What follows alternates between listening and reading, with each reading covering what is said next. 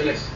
Ito ang estatwa na nagpapakita ng pagkapanalo ni De La Hoya ng gold medal sa 1992 Barcelona Olympics. It meant that East LA instilled something in me that I'm very proud of today. East LA made me who I am today. Tungkol sa kanyang kontribusyon sa sport ng boxing, ang parangal ay ginawa ng pamunuan ng Staples Center kay De La Hoya, dala na rin ang kanyang naitulong sa komunidad. Kaya ang lahat sa larangan ng boxing. Ngayon ang Olympic gold medal, multiple world titles kasama ng milyon-milyong kinita na niya. Ano pa kaya ang nais makamit ni Golden Boy? I would love to be world champion again and keep fighting the best. I mean, Manny Pacquiao obviously is the best pound-for-pound fighter in the world. I would keep fighting the best.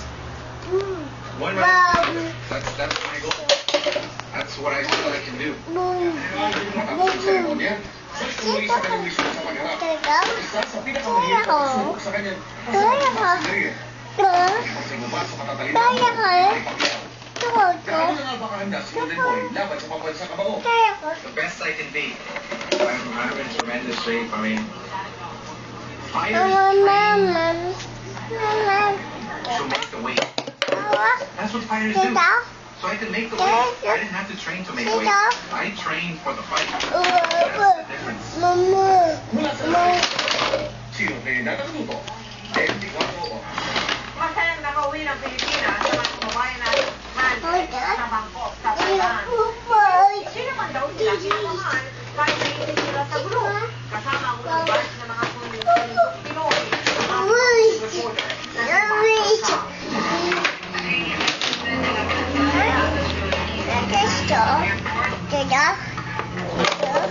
ng gabi sa orasan ng PR5733 nang lumapag ito sa Ninoy Aquino International Airport. Sa ito ngayon natapos sa pagkakas at buong gabing malaik sa paglikas ng 418 Pilipino na stranded sa Thailand. Ang bawat isang pasahero may pasalubong na mga kwento, pero wala sa kanila ang takot at nervyos ang bitbit. Akala nito mas mahaba sa karamihan ng biniyahe. Isa siya sa 89 na OFW na nanggaling pa sa Kuwait, pauwi ng Pilipinas. Hindi raw siya kinabahan sa gulo sa Bangkok. Please, sabi okay naman. Basta ibang buhay namin.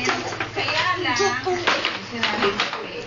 Si Mang Jerry na kung hindi rin naghihintay at nag-aalala ang pamilya sa Manila, kailangan pa sa Thailand. Para kasi silang pinag-holiday vacation sa Thai government at sumagot ng kanilang hotel accommodation. Yeah, kasi servisyo nila, wala kang gagawin, kain tulog. Si Mang Antonio Arevalo ang isa sa mismo nakasaksyon ng aksyon sa Kuala Lumpur Airport na nagpapilitong mga pero wala raw binagbat sa aksyon kapag sa Pilipinas may kudita. Para raw kasi matinadong kilos protesta lang sa Bangkok. Hindi na siya Pilipinas, no? Sanay tayo sa ganyang protest.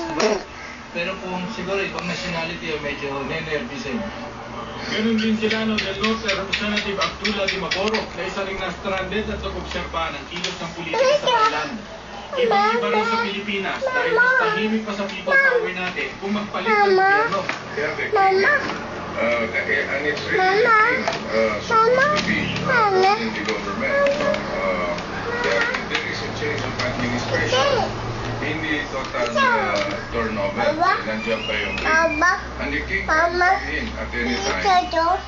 Nang-stranded man ng 6 na araw sa Thailand at unang batch na ito ng pinawing Pilipino, lahat sila'y nagsasabing ang ginawa ng nila sa may natutunan at hindi nila pinagsisisihan. At oo, papalitan sila sa Thailand.